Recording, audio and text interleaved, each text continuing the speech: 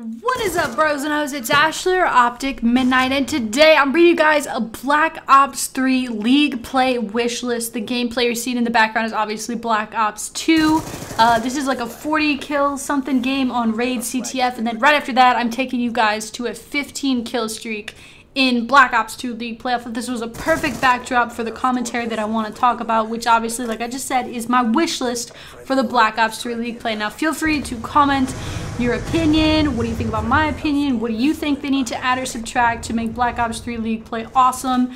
And yeah, so I've seen like a lot of people doing commentaries about their wish list for Black Ops 3, and all of them, all in general, are all things that I agree with. Yeah, good connection, good maps, cool colors, you know, customization, all that stuff I want in the next game too. But I thought it's more important to me to have a really good League play in the game, and because Black Ops 2 League play was such a success, especially towards the end of the game, I think it's important to have that be a really big staple in this next Call of Duty, and to help Call of Duty esports really grow. And I'm gonna get into all that, and this is gonna be a longer commentary, as you guys can tell by clicking on the video, but it's kind of needed because this isn't really something I can wrap up in 4 minutes. So let's get into it.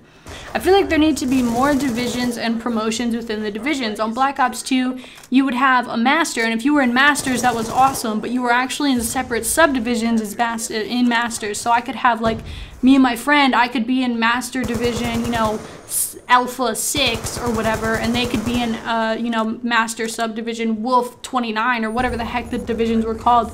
I feel like I like that, but I also feel like they should have like actual numbers, and it should just kind of be like one big thing. So if you're in, like, let's just say you're in Silver Division, and there's X amount of people from around the world that are also in Silver Division, instead of competing against each other in a ladder format like it was in Black Ops 2, like you're competing against other people in your ladder to get to number 1, which I think kind of, you know, they didn't mean for it to happen, but it kind of promoted like booting or cheating or boosting. So I think that if you had, like, you know, let's just say if you're a silver, everyone else in the world that's in silver 2, you can see them on the leaderboards, but you're kind of competing against yourself. So to get out of silver, maybe you have to go through, you know, you're a silver 1, you're a silver 2, silver 3, silver 4, silver 5. Once you get to silver 5, you do what's required to get to the next division, and you're kind of competing against yourself to be in the next division. I feel like that would decrease booting and cheating a little bit, but I'm obviously going to be talking about booting later in the commentary because it's a huge part of Black Ops 2 League play, unfortunately, and it has to be talked about. One thing I also really want to see in the next League play would be solo and team experiences. So I think that obviously, like, Black Ops 2 did a really good job. If you had 1 through 3 players, you're playing solo. If you had 4 players, you were playing team.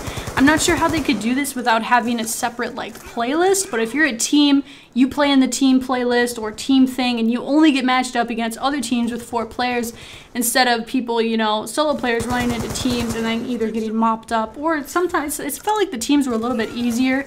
But if you could have teams versus teams and then a separate leaderboard for that, that would be pretty freaking awesome. I'm going to talk more about leaderboards in the commentary as well, because I think that's a really big deal for League play.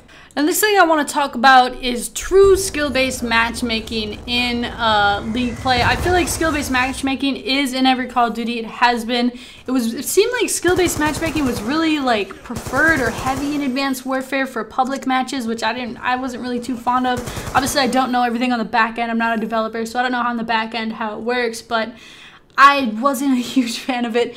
But I feel like in League play, that is where it should be. That is where you should feel like you have the most competition against yourself. And I feel like since the division thing that I talked about in the first part of the video, if you're in a large silver division instead of just these little subdivisions, you could get matched up versus others. So like if I'm just using silver as an example, but if you're a silver, you should only get matched up against other silvers, maybe some golds, or just people around that division level. You shouldn't really play versus masters very much, unless obviously you are a master. And I'm not even sure if that's what the division name is going to be called, but we're just going off of that. So I feel like that's the way to do it, because once you get to that upper echelon, once you do start ranking up more and more and getting promoted, it should be more difficult for you to get to the top. That's why getting to the top is such a great thing. And I don't know, that's just how I feel like it should be. I feel like, I don't know how they would do it, like I said, without separate playlists, but that's I think it's possible since skill-based matchmaking was so strict it felt like in Advanced Warfare. I also feel like in Black Ops 2 there should be a separate playlist and class slot from public matches and private matches. This was the best thing ever. You'd go into league play and everything was unlocked. You'd have your separate classes already done. You don't have to remake them every time you prestige, which is a huge issue in Advanced Warfare. I've prestiged like 20 times in Advanced Warfare. I've remade all of my classes 20 times. Why is that a thing? It should not be that way. I feel like especially for a league or ranked play system, you need to have separate classes with everything unlocked, and so it's all on a fair playing field for everybody in it. I also think that there should be separate league play statistics from pub matches. Now, this is one thing they have not done yet, but I would love to see. Imagine, like, because your KDR in pubs, right, like, you could get that up pretty easily. Just play a bunch of free-for-all, you know, you could get your KDR up pretty high, but if you go into league play and you're talking about your KDR, it's like, well, you're just going off of, like, your pub KDR. Why don't you have a league play KDR or win-loss ratio, or even they could add stats like respawn kill percentage or first blood percentage in search and destroy. How many bombs have you ever planted? How many first bloods have you ever got? You know, that to, like, how many, like, 1v4 clutches, like, I think isn't there a medal for, like, clutching it? I can't remember, but, you know, that type of stuff, how many diffuses you got, like, that's the type of thing that I would love to see stats on, and people would love to see stats on in league play, because it kind of gives you bragging rights amongst your friends or just amongst people on the leaderboard. Like I said at the beginning of the video, a leaderboard based on stats instead of rank would be awesome within each division. I also think that showing after matches exactly what is needed in points or wins to move up is a huge deal. You know, it should show you how many points you won or lost in the last game and why you got them.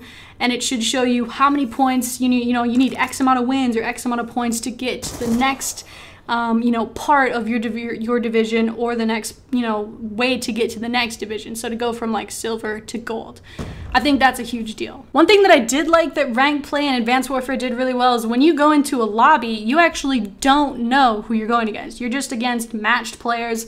Obviously, if they did the skill-based matchmaking correctly, this would be, you know, not as much of an issue, but you shouldn't know your rank or your names of the players you're going against until you are locked into the game. I really like how Advanced Warfare did that. It prevents people from backing out if they see like a person that's, you know, statistically or, you know, ranked better than them. They can't just back out right away, and then that makes it smoother for the matchmaking process to happen. And then also, this is huge. This is a huge thing that I think Advanced Warfare did not do correctly, is they need to probation people that quit. And they need to even do it more severe than Black Ops 2 did. It needs to be an actual thing where people are deterred from quitting. So if somebody, you know, lag outs happen, if your internet messes up or just something happens and you lag out of the game, that's fine. You get your simple little 3 to 5 minute probation.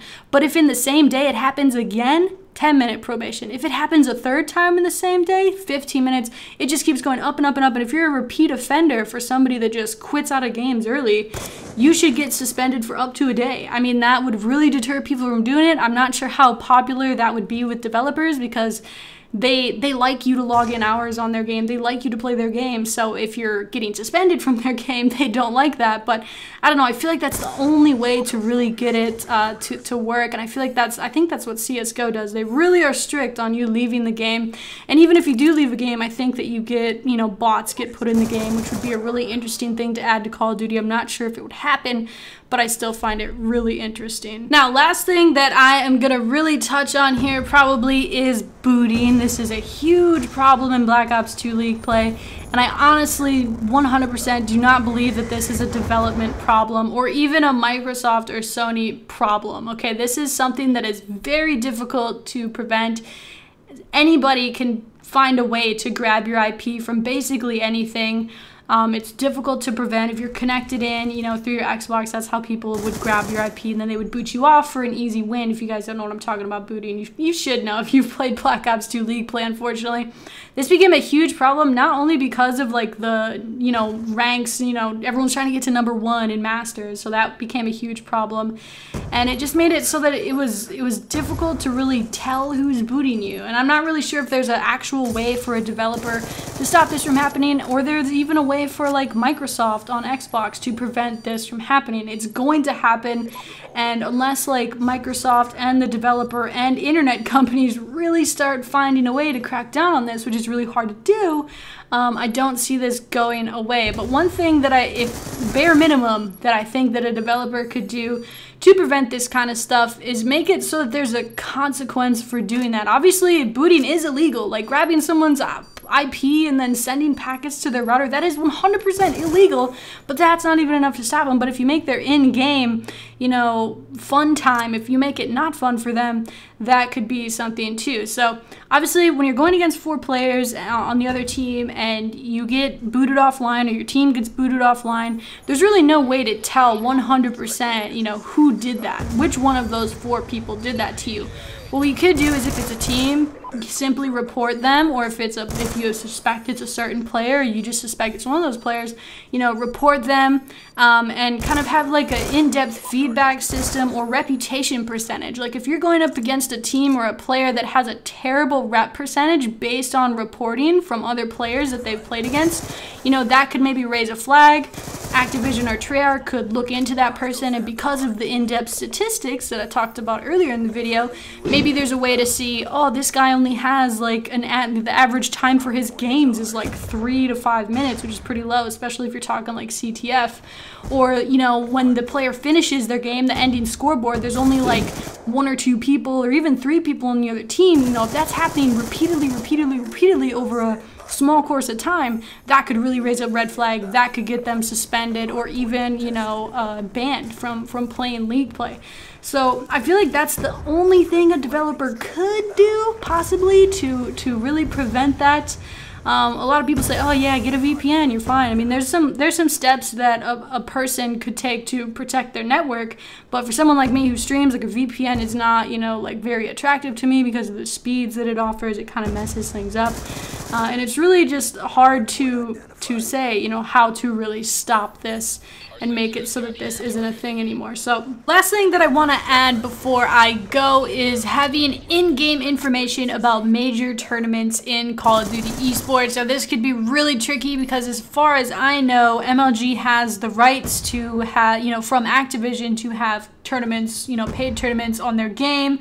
I think the only tournament they really collab on together is COD Champs, and it's streamed on MLG TV. So I'm not sure how the licensing and like promotion dollars would work to have, you know, Activision promoting Call of Duty esports tournaments that are on MLG. I'm not sure how that would work, so I'm not sure how possible it is. But for the sake of COD esports, to have in-game information about tournaments, to have a quick, you know, link or even a way to direct you to the MLG app to watch or wherever the tournament's on, I think that would be really, really freaking important for the growth of COD esports. It just is one thing that could, you know, spread information in the game about the tournament. So I think that's all I got. I'm not really sure what the developer can do about booting in particular. I think in-depth leaderboards and statistics and divisions and skill-based matchmaking are really important. If you guys have any questions or just like comments about your version of Black Ops 3 League play, what do you think would be best for it? Anything I said you think is a terrible idea, let me know.